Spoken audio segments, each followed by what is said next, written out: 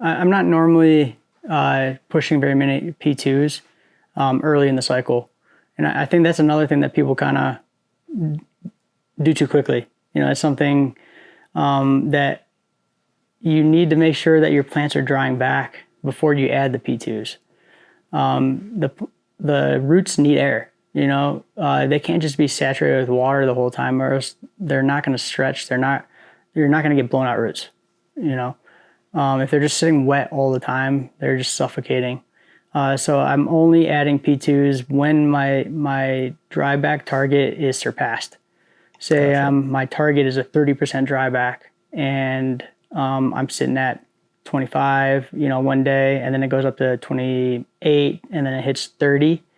And I'm like, okay, now it's at 30. That means tomorrow, based on the dry back rate increase, it's probably going to need a P2 tomorrow. So I'll add a P2 right off the back end of my P1s.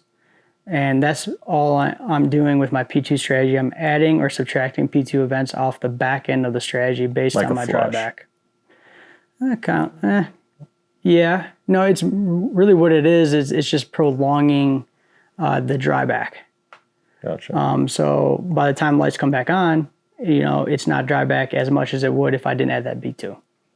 So you can't, I'm not really flushing, or I'm not pushing much runoff during this time until I get it into bulk. Yeah. So my target will be set for weeks 1 through 3, probably 2% under my field capacity limit. And then my P2 will maintain that same target I set for the P1.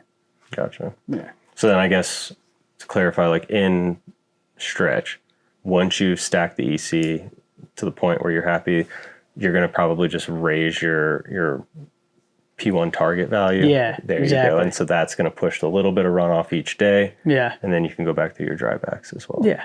Yeah.